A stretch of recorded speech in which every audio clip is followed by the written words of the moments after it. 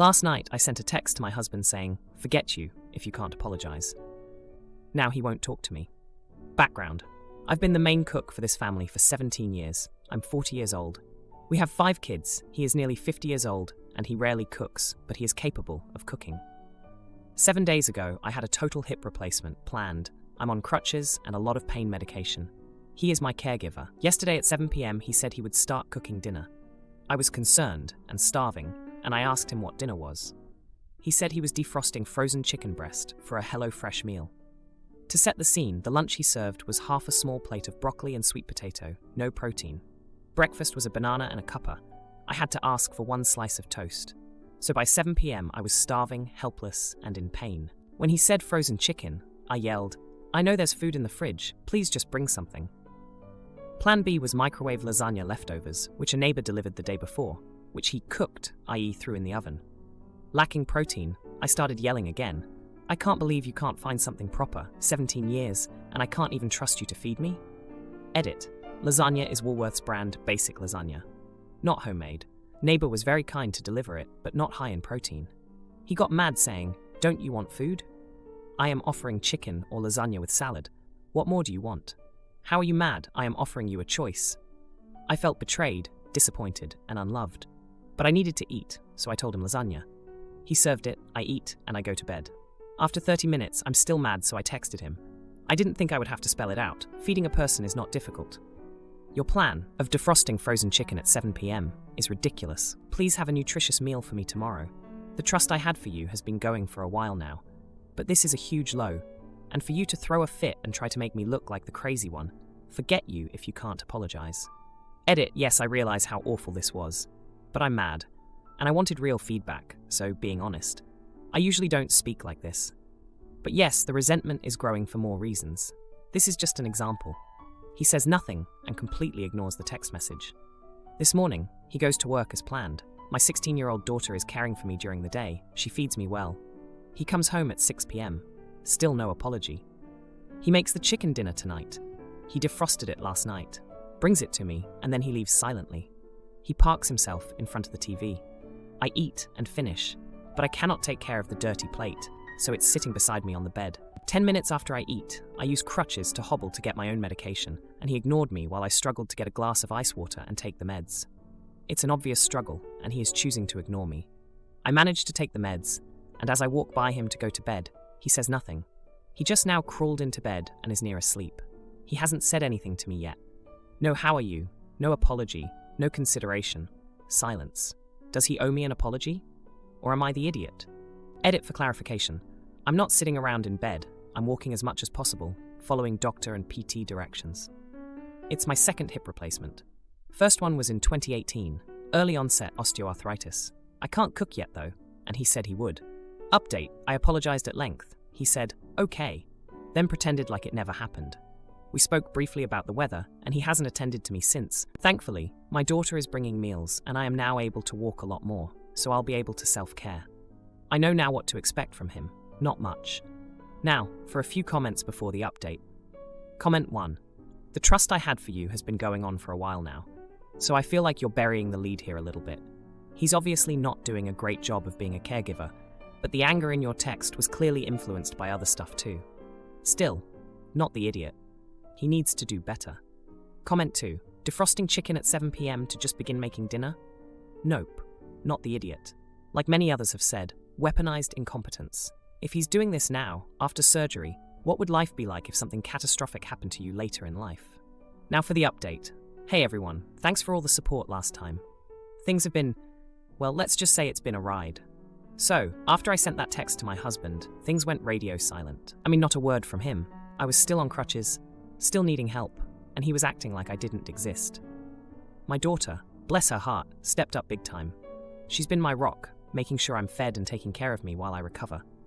But here's where it gets crazy. A few days after the whole chicken and lasagna debacle, I noticed my husband was on his phone a lot. Like, more than usual. And he was being super secretive about it, angling the screen away from me whenever I was nearby. It was weird, but I was too wrapped up in my own pain and frustration to really dig into it. Then, one night, I heard him talking in the garage. Our house isn't that big, so it's not hard to hear someone if they're trying to be quiet. He was saying things like, I know, but what can I do? And she's never going to forgive me. I couldn't make out the whole conversation, but it was enough to get my mind racing. Who was he talking to? What was he talking about? The next morning, I confronted him. I asked him straight up who he was talking to and why he was being so secretive.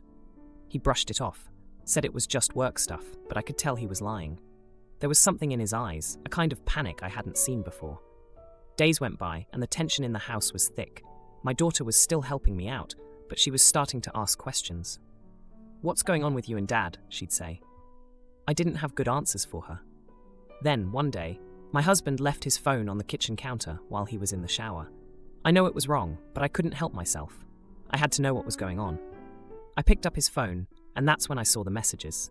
He'd been talking to someone named Jen. The texts were not good. They were talking about meeting up, about how he felt trapped, how he needed someone to talk to. My heart sank.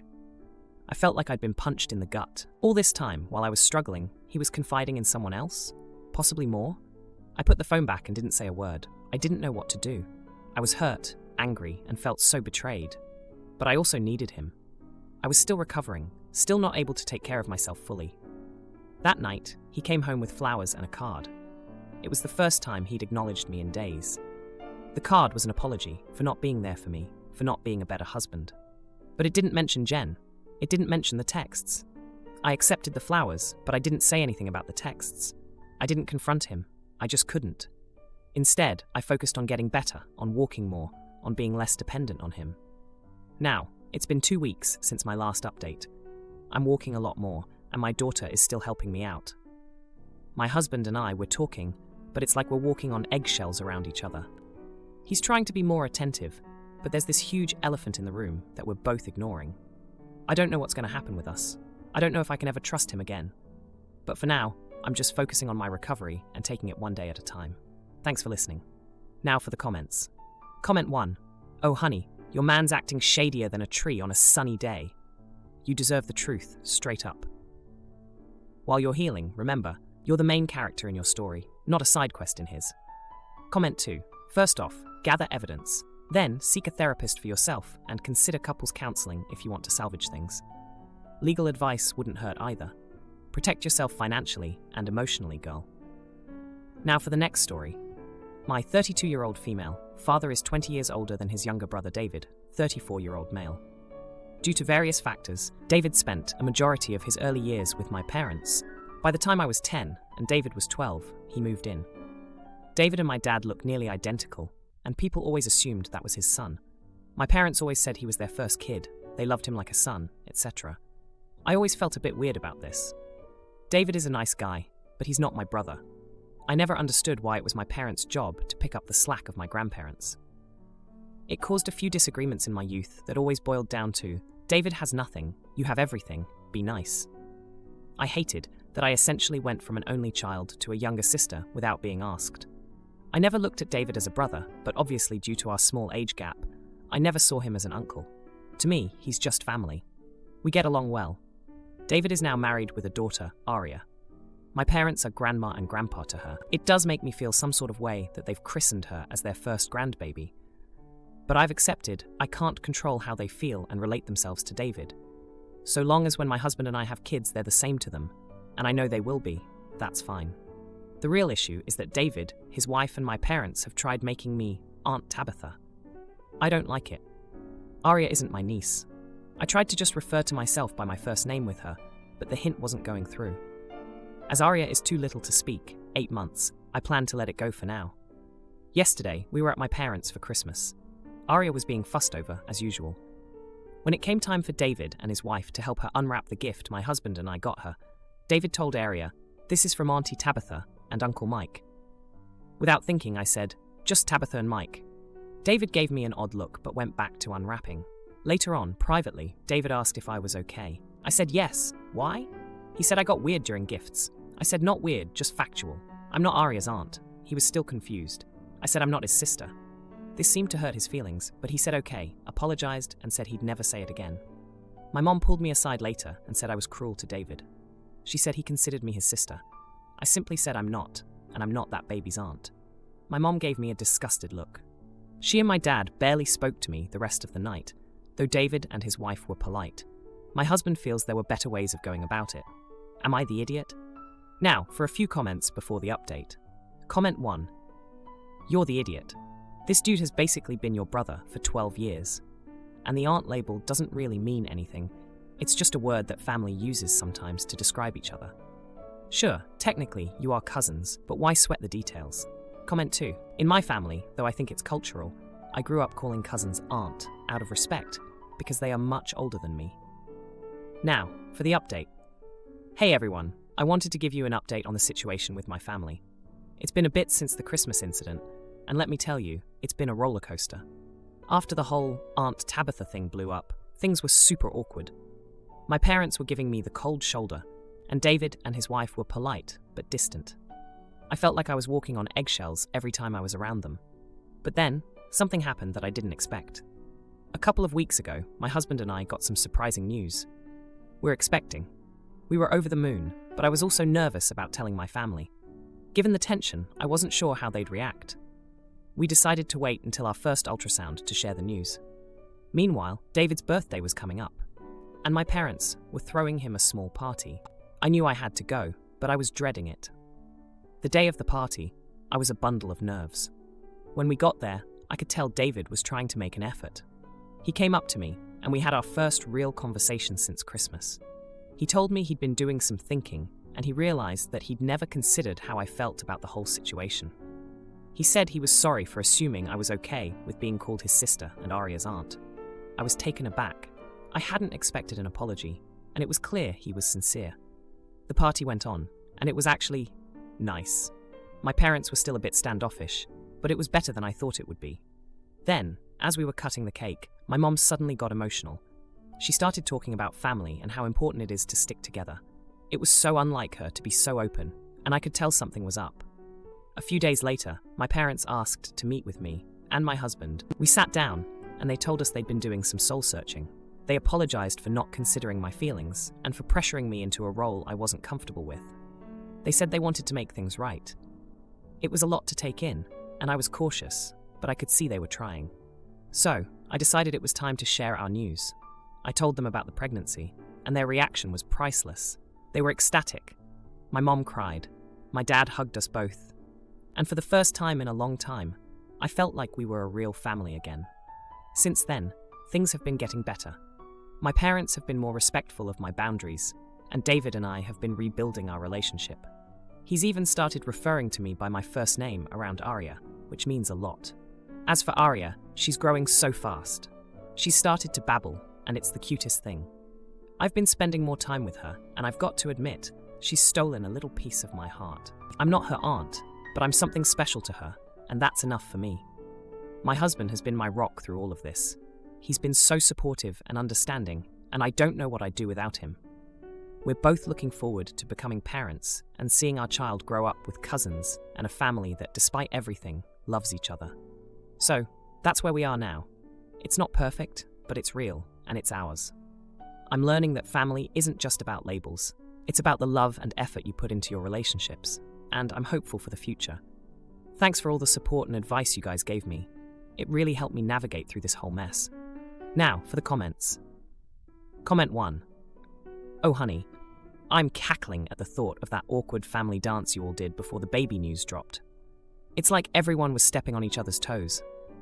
But seriously, holding off on the baby news until the ultrasound was a smooth move. Gives you time to breathe and them time to get their act together. Cheers to future diaper changes and less family drama. Comment 2. Been there with the whole family not getting it saga. My brother and I didn't talk for months after a blowout at Thanksgiving. It wasn't until he needed help moving that we hashed it out. Glad to hear your family is turning a corner, and congrats on the baby. Now for the next story. I, 33-year-old female, am a single mother to a 6-year-old girl. I've raised my daughter all on my own. She was born from a one-night stand with a now former friend, 37-year-old male. We never got together, and he refused to be involved in my pregnancy or my daughter's first 4 years of life. I was emotionally stressed because it's a big change, but I never asked for child support or forced him to be involved. I have enough income to send my daughter to private school. I'm perfectly fine on my own. The issue started when he reappeared from wherever he went and decided he wanted visitation. He's not on my daughter's birth certificate. The father is listed as unknown. He wanted to have that amended. I said no, and that if he wants, the best he'll get is to meet her on outings with myself or my daughter's godparents. He agreed, but he's been constantly pressuring to get parental rights. The court has already given him a big fat no, unless he pays 4 years of child support, which with his income goes somewhere around $230,000. He hasn't paid a cent. My daughter doesn't even call him dad or recognize him as dad. She calls him Mr. I keep it very clean. I never badmouthed him or made up stories. When she asked about her father, I used to say it was just the two of us. Even during court, the assigned CPS agent testified that my daughter had no affection or clear relationship with her biological father. Now, the main issue happened in a PTA meeting. He would say things like, "My family thinks," or "What's best for my family." I didn't agree with him, and I voiced my disagreement by saying, "My daughter has different needs, and those are a priority." He was clearly angry. After the meeting, there was a moment for teachers and parents to mingle and just talk about how the kids are doing. One of the teachers approached me to apologize, saying she didn't know my husband and I didn't like a project she was doing with the kids. I told her I had no husband, and my daughter loved the project and wants to be part of it. The teacher then told me that my former friend was going around talking like he's my husband and he represents the family. I saw red. I walked up to him and very loudly told him we needed to talk in private. In the parking lot, I told him we were not a family and that he either respects that I am the only one that can make decisions about my daughter's education, or he won't be involved. He went on about being her biological father. Then I reminded him he had not paid a cent for the pregnancy, my daughter's needs, or even the private school my daughter is in. He hasn't tried to see my daughter since, which she doesn't mind at all. I asked her, I do feel a bit bad about what I said. Am I the idiot? I wanted to add this because the PMs are driving me insane. He has the money to pay child support. He chose not to pay. He was never prohibited from being involved. He had my phone number. I sent him pictures and invited him to birthdays and other big celebrations. He never came. PSA, we are not in the US. Now, for a few comments before the update. Comment 1. Not the idiot. You set boundaries and prioritized your daughter's well-being. It's important for him to respect your role as the primary caregiver, especially considering his absence and lack of financial support. Standing up for your daughter's needs doesn't make you bad. Comment 2. Not the idiot. If the courts have decided he does not have parental rights, then you need to contact the school security to make sure he doesn't get to be involved with your daughter. You may also consider getting a protective order. Now, for the update. So it's been 2 weeks since I last talked about the whole mess with my daughter's biological father. And let me tell you, things have gotten even more complicated. First off, he actually tried to pay some of the child support. Not the whole amount, just a fraction. But it was enough to make me think he was serious about being involved. I was cautious though, because I didn't want to get my hopes up. My daughter, she's still indifferent to him, which I guess is for the best, given everything that's happened. But here's where it gets twisted. He started showing up at my daughter's school more often, trying to be part of the parent-teacher meetings and school events. I was uncomfortable with it, but I didn't want to cause a scene. I thought maybe he was trying to make an effort, so I let it slide. Then, one day, I got a call from the school. They said my daughter had been picked up early by her father. My heart dropped.